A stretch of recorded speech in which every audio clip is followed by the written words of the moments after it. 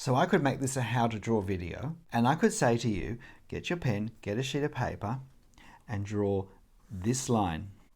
Draw this line. And now draw these lines. Now put these two lines in here, and now draw this line. Now draw this line. Draw this line, like that. And draw this line, like that. And now connect them, like this. Now draw this line here.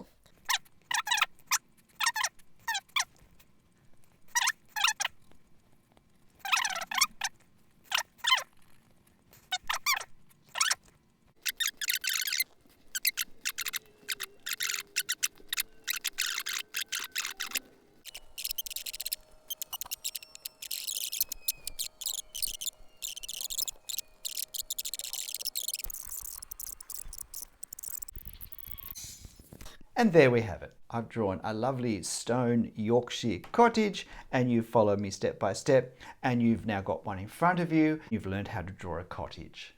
Yes? Well, possibly, but maybe not.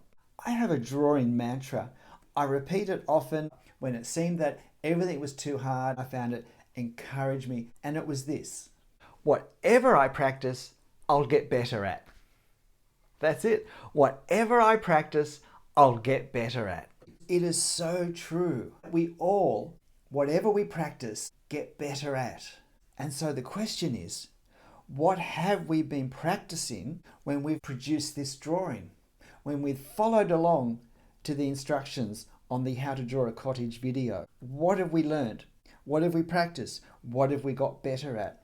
Well, we've practiced paying attention to directions and following them. We've practiced putting lines of various types in the places where we've been told to put them. We've practiced copying something in front of us that's been broken down into step-by-step directions with the order of all of the steps laid out for us. They're the things we've practiced, and in some way we will have got better at doing those things. Those are good skills for us to learn, and they're very useful if we want to be able to draw following step-by-step instructions. But they're not going to be very helpful if what I want to do at the end is to be able to draw my own cottage, because it hasn't required from me any of the skills I need to create a new drawing.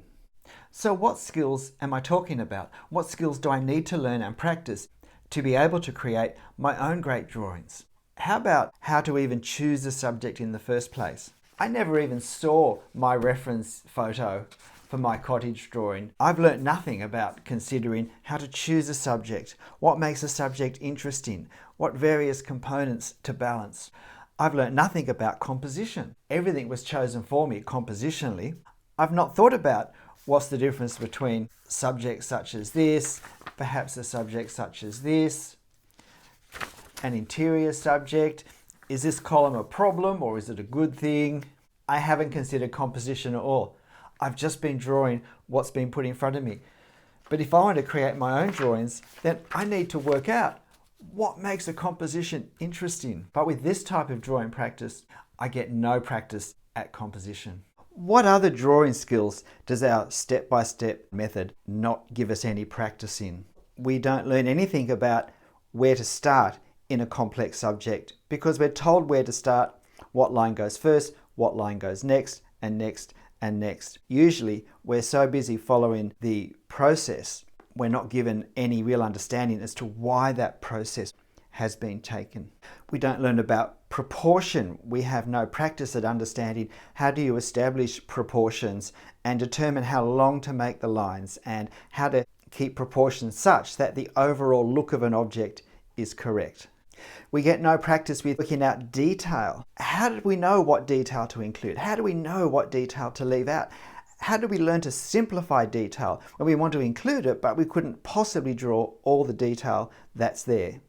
We don't get practice in learning to draw different textures, say the leaves on a tree or the leaves on different trees, trees further away, trees closer up. There's no understanding of what we're doing because we're busy just copying the process, following each step by step, line by line. How do we create the detail and the texture of stonework? How do we create shade and tone simply using a pen?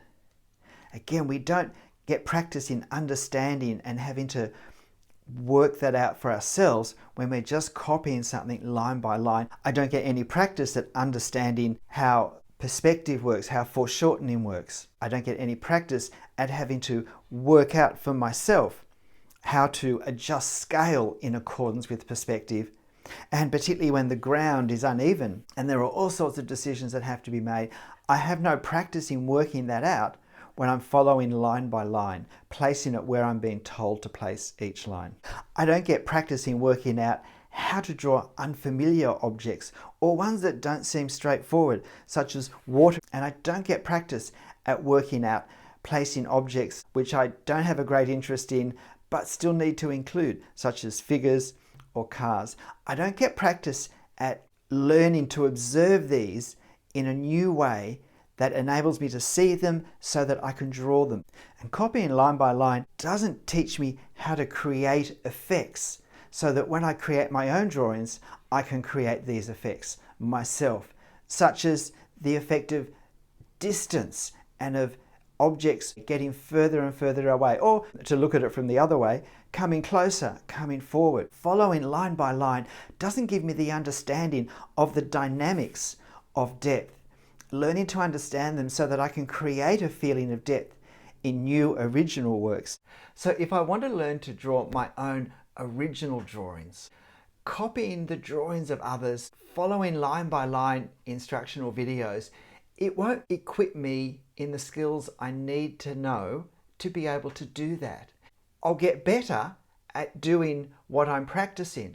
So if I'm copying other works, I may become really good at copying other works, and that's great if that's what I want to do. But if what I really want to do is to create my own drawings, then that path is not going to take me to where I want to go. I had so many students say to me, when they copied other artists' work, they did really, really good drawings. But then when they tried to do their own original work, they weren't nearly as good. And they couldn't understand why they could do one thing and not the other.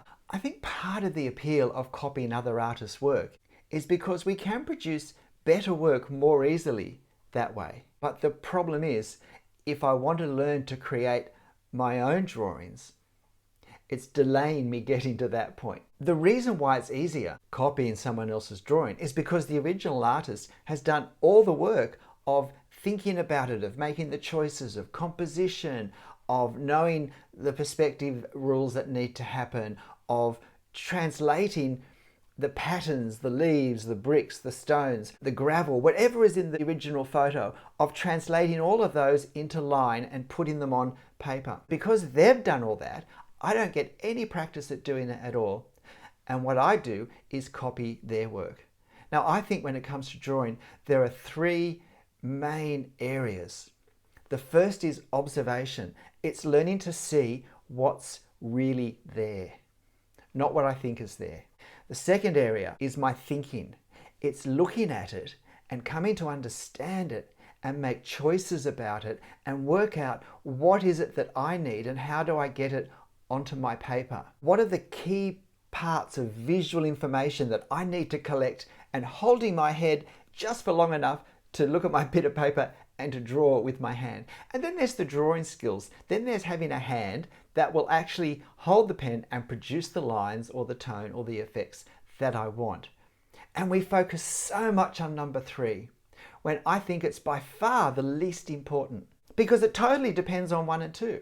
If I haven't carefully observed the subject, and if I haven't worked out how I'm going to translate the subject from maybe 3 dimensions, or at least from a complex photo, into 2 dimensions on paper, if I haven't worked those out, it doesn't matter how good my drawing skills are. I've got no foundation to use them. I don't know how to apply them or where to put them. Don't underestimate what we learn when we draw original drawings from photos or from life. And I believe that's why it can be so hard to shift from copying other artists' work to creating our own drawings. We haven't got practice in the skills that we need of observing and thinking, and some of the drawing skills as well, that we need to create our own drawing. But hey, whatever way of drawing works for you, whatever way of drawing lets you draw the sorts of drawings that make you feel good about yourself, about the work that you've produced is great. I mean, we do it for our own sake, first and foremost. And if copying other artists' work and producing perhaps a better result that way works for you, fantastic. But if what you really want to do is to produce original artworks, then can I suggest that's not the way to end up in the place you want to go. We need to learn to observe, we need to learn to think, and we need to learn drawing skills. And this is why I teach the way I do. I teach how I observe, I teach how I think, and I teach how I draw, that can be a model for your learning to observe, to think, to draw, as you work out your own method, your own system of doing these things and get practice at observing, at thinking, and at drawing. How I observe, I teach how I think, and I teach how I draw and some technical skills as well, so that you can think about the various choices you have to make, but also the various options available as to how to take that visual data and to translate it into line on paper to create the effect you want.